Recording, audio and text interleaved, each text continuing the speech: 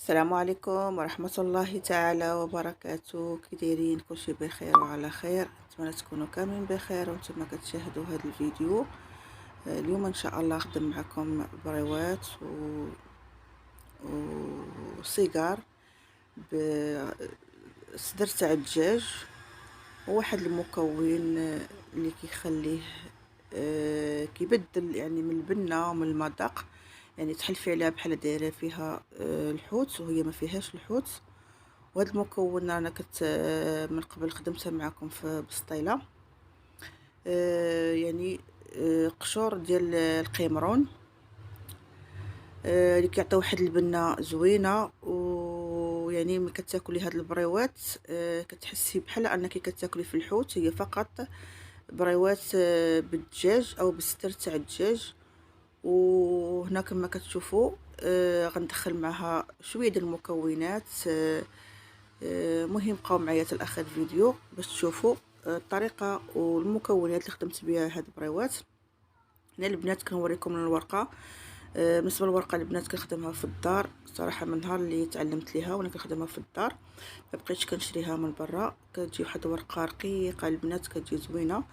ولا بغيتوا الفيديو ديالها البنات راني عندي في القناه، ولا نعاودو معكم، ما كاين حتى شي مشكل. خلوا لي كومونتير نخدموا معكم، ولا شوفوا الفيديو غنخلي لكم الرابط تاعو في اسفل الفيديو وفي صندوق الوصف. هنا البنات من بعد ما كنطيب الورقه كندهنها بالزيت، يعني كما كنعرفوا باش تبقى يعني لينه ما تنشفش. وهنا عندي قطعه تاع ستر تاع الدجاج اللي قطعته رقيقه البنات بزاف باش يطيب ليا، يعني باش نشحرو مع الخضره دفعه وحده، ما نبقاش نشحر كل حاجه بوحدها. وعندي هنايا الشامبينيو او الفطر المصبر، وعندي البصله الخضاريه البنات، راها رائعه البصله الخضاريه، يعني غير الوريقات وداك الساق ديالها. وعندي زيتون مقطع دوائر، وعندي الكمون، وعندي البصار، وعندي شويه ديال الخرقوم البنات، ما كنديرش بزاف الملون. عندي شويه تاع التحميره، وعندي داك المكون اللي هو القشور ديال القمرون توا عندي عليه فيديو.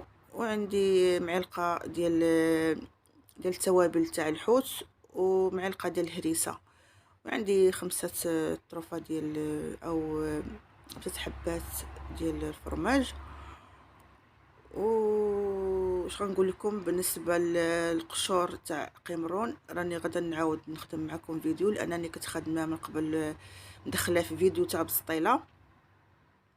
طريقه عاديه كناخذوا القشور تاع القمرون كندخلوهم الفران، من بعد ما كنطفيوه، يعني كنطفيوه وكندخلوه يعني يوم غدا حتى كينشف لينا صافي كنطحنوه. هذه هي الطريقه. ومهم كيعطي واحد البنه البنات كيجي زوين، وراه هو اللي كيخلطوه مع التوابل الخاصه بالحوت عند العطار. راه كاين من ضمنهم القشور تاع القمرون.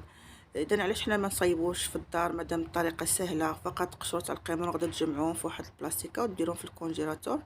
من تجمعوا واحد الكميه كتدخلوها ملي كطيبوا الخبز ولا هذا تطفوا عليه، كتدخلوها في داك الصهد ديال الفران. صافي يبان لكم نشف وقابل انه باش طحنوه، بان لكم باقي ما ناشفش مزيان، كتعاودوا تكرروا المساله مره ثانيه والمره الثالثه حتى كينشف صافي ويولي سهل الطحين، كيبقى غبره وكتحتفظوا به في الكونجيلاتور. طريقه سهله البنات.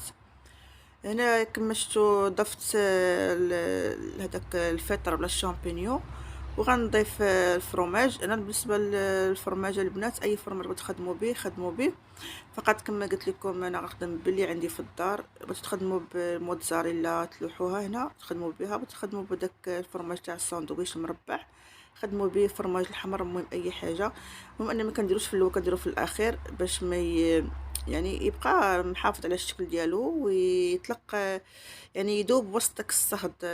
اما لا طيبتيه راه كيمشي يعني المفعول ديالو غيذوب كامل. بالنسبه للورقه البنات كما قلت لكم راني كنت كنطيب وحده لوحده وكندير الزيت بيناتهم. اذا غادا نعاود نستفهم من جديد ونحل وحده على وحده. كما كتشوفوا البنات كتجي رقيقه، يعني ما تكونوا تفرقوها مع بعضياتها، يعني تكيسوا عليها. وانتم البنات راها ما كتقطع ما حتى شي حاجه، وكتجي مقرمشه وكتدوم معكم واحد مده طويله. يعني واخا تخدموها كميه كثيره وديروها في الثلاجه، فقط غير تغطيوها واحد البلاستيكه وتخليوها يعني في واحد الطبق، في ديك الطبقه اللي كتكون تحت من الخضره، ولا المهم ما تخلطوهاش مع الخضره باش ما تشمش لكم ريحه الخضره، وتغلفوها بالبلاستيك. كتبقى مزيانه، يعني تدوم معكم حتى 4 ايام حتى 5 ايام وانتم كتخدموا بها. وهذه هي اللي كنخدم بها انا في رمضان. الله يدخلنا ويدخلوا عليكم الصحه والسلامه وبالرزق والهنا، و... وكل ما فيه صلاح لنا ولوليداتنا يا ربي. وكل عام وانتم اقرب الى الله سبحانه وتعالى. صافي هنا البنات، لكم الاختيار بغيتو تلصقوا بالدقيق. هذا الدقيق البنات اللي خدمت به الورقه ديال البسطيله. بالنسبه للمكونات تاع الورقه تاع البسطيله البنات، راه كما قلت لكم يعني مجرد دقيق والماء وملحه وشويه ديال الزيت فقط. هادو هما المكونات. مهم بالنسبه للطريقه كاينه في واحد الفيديو. كاين فيديو عندي غنخليكم الرابط تاعو في صندوق الوصف، يعني زوروه وشوفوه. طريقه سهله وبسيطه. مهم كتبغي غير فقط يعني الخاطر. وحنا اكيد ضروري بغينا شي حاجه نقيه ديال الدار ولا هذا سميتو ضروري خاصنا نديرو معاها الخاطر البنات. ما كاين ما احسن من الماكله ديال الدار صراحه. انا كنبغي نتعلم اي حاجه يعني ما ك... مع يعني ما كنبغيش الحاجه الجاهزه بهذا المعنى. يعني كنا كناخذوا الورقه صراحه ما كناش كنعرفوا نصايبوها. الوقت اللي تعلمنا ليها ولينا نصايبوها يعني صافي تخلينا على الشراء ديالها. وفي نفس الوقت يعني طريقه سهله وبسيطه ومكونات اللي هي بسيطه وكاينه يعني كل شيء من الدار، وكتوجدي كميه يعني كبيره بثمن يعني والو. يعني هنا كما شفتوا هذه الكميه كامله يعني يلا 2 كيسان ديال الدقيق فقط. خرجت لي اكثر من نص كيلو ديال الورقه. كما شفتوا ورقه يعني متوسطه ديال البريوات باش ما نحتاج انا نقطعها. ثم كيبقى لكم يعني على حسب المقله اللي غتخدموا بها. بالنسبه للمقله البنات انا راه خدمت المقله ديال البغرير هي اللي خدمت بها. وصافي يعني كان ندير يعني حل جميله ديال الماء تحت منها، وصافي كطيب في البخار كتجي رائعه البنات. كما كتشوفوا راه كتجي رقيقه احسن من ديال الزنقه صراحه وحاجه نقيه. انا بالنسبه للسيجاره البنات كندير 2 معالق من الخليط. صافي وكنسد بواحد المسحه ديال الدقيق اللي مع الماء وشويه الملحه والزيت. صافي وكنحطهم. المهم غادا هاد الكميه ديال اللي عندي غادا نديرها نصها بريوات ونصها سيجار. كما كتشوفوا هنا راني بديت في البريوات. نخدم معكم وحده باش تشوفوا كيفاش كنخدم البريوات. كما قلت لكم الورقه راها صغيره ما تحتاج انكم تقطعوها ولا هذا. فقط تخدموا بها كامله. هادو بالنسبه للبريوات البنات. ما كنكترش الورقه انا بزاف يعني. اهميه الحاجه يعني في المنفعه يعني في المكونات ماشي يعني في العجين. يعني كندير غير دورات صغار كما كتشوفوا راها شفافه يعني ان الخضره كتبان من الفوق تاع الورقه. صافي كنلصق بالدقيق مع الماء. هنا كما قلت لكم هذا اختياري، يمكن لي ما نلصقش فقط كندخل الورقه في بعضياتها فقط. صافي هنا البنات درت واحد الطاوه ديال الفران ودهنتها بالزبده باش تعطيني واحد القرمشه لهاد البريوات والسيجار. والفران راه شاعل من قبل يعني طياب عادي كطيب من التحت وتعاود تشعل لها من الفوق عادي ما كنقلبها ما حتى شي حاجه. وهذا هو يعني النتيجه الاخيره. هنا شويه فرماج موتزاريلا درتو عليها من الفوق. كيبقى كتزيين ديروه ولا ما ديروش يعني كيبقى لكم الاختيار على حسب الموجود. يعني واحد شويه كان عندي في الثلاجه حكيته ودرته من الفوق وكيعطيو حتى واحد المنظر زوين.